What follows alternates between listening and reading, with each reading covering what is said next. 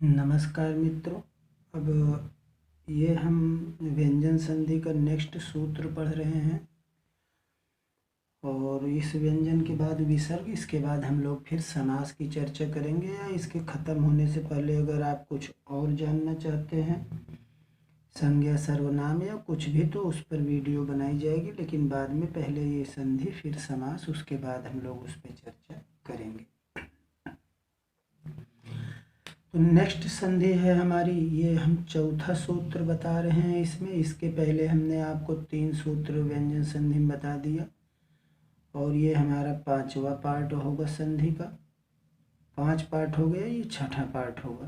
तो इसके बाद ये है आपका चरत्व संधि। तो झल वर्ग के जो है पहला, दूसरा, तीसरा, चौथा वर्ण के यानी बाद, यानी वर्ग का पहला हो, जैसे का, खा या चा, छा, जा, झा, इतने लास्ट वर्णों को छोड़कर कोई सभी यानी 20 वर्ण इसमें हैं। तो के बाद वर्ग का प्रथम या द्वितीय या सा, शा या सा आवे तो झल वर्ण के स्थान पर उसी वर्ग का प्रथम अक्षर हो जाता है। अब यहाँ जैसे हमने लिखा लभ धन स्यते, तो ये यहाँ पर आपका जो शब्द आया है भा, तो भा के स्थान पे इसी वर्ग का आपका पहला अक्षर हो जाएगा आधा पा। तो ये हो गया लप धन स्यते, सेम टू सेम उतर जाएगा, तो हो गया लप स्यते। इस तरह से आपका ये वर्ड तैयार हुआ। फिर ये दूसरा एग्जाम्पल है उद धन पन्ना, तो इसके स्थान पे आधत्ता हो जाएगा, तो हो गया उत, और पन्न हमने उतार दिया ऐसे, तो हो गया उत्पन्न। अब इसके बाद हम 2-4 इसके एग्जाम्पल ले लेते हैं और लिख देते हैं यहाँ पर, तो आप लोग इसको नोट कर लीजिएगा। अगला शब्द है ये आपका एतत्, एतत् कृतम। आप इसको यहाँ आधा ता भी लिख सकते हैं, हमने ऐसे ही लिख दिया है। फिर अगला है आपका तत्पर। आपको इसको जब विच्छेद करेंगे तो यहाँ आपके दोनों शब्द जो है द हो जाएंगे, और बाकी बगल वाला ऐसे आपको लिख दीजिएगा वाक तनोति। तो वाक धन तनोति सत्कर्म, ये हो गया। नेक्स्ट वर्ड है आपका दिक्पाल, ये है दिक्पाल। नेक्स्ट है आपका तत्पत्रम, तत्पत्रम। बहुत ज़्यादा कठिन ये संधि नहीं है, आसान सी है। कठिन वाली जो संधि थी उसको हमने समझा दिया आपको अच्छे से, और इस तरह से ये इसमें इतने एग्जाम्पल आप कंप्लीट कर लीजिएगा। और इसके बाद हम लोग चर्चा करते हैं नेक्स्ट संधि की।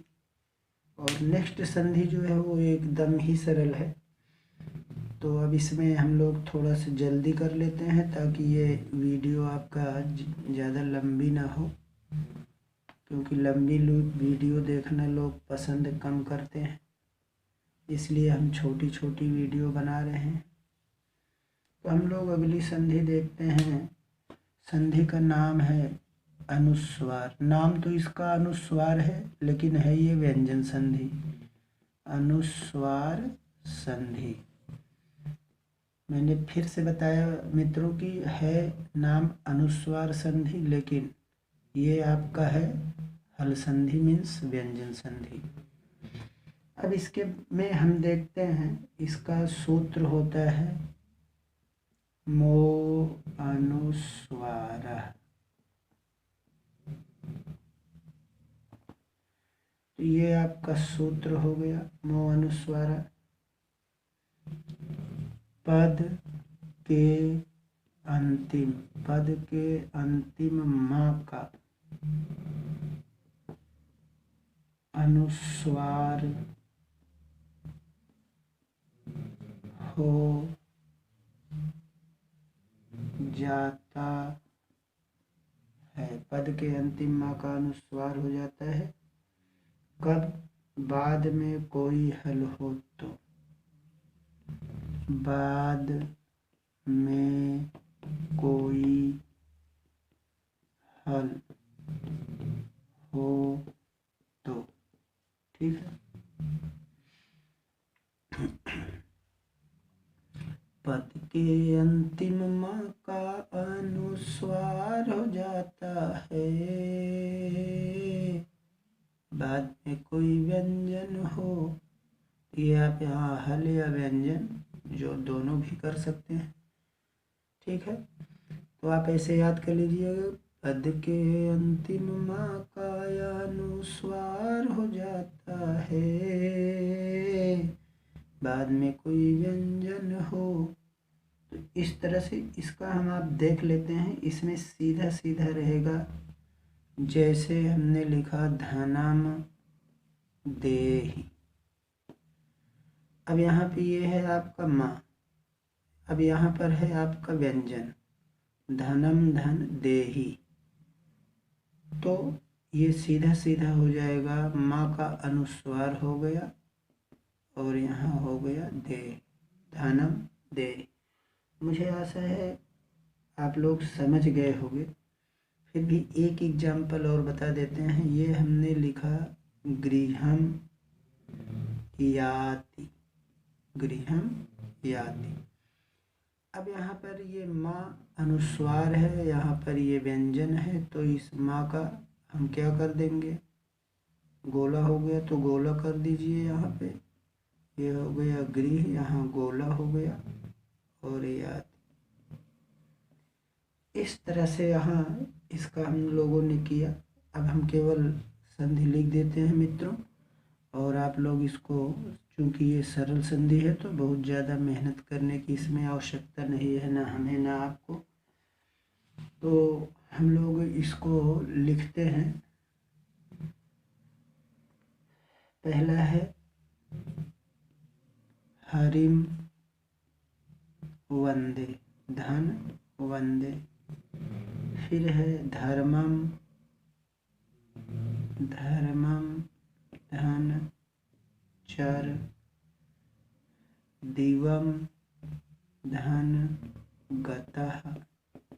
आप इसको जोड़ना है तो आप इसको जोड़िएगा, मैं अलग कर दे रहा हूँ। अलम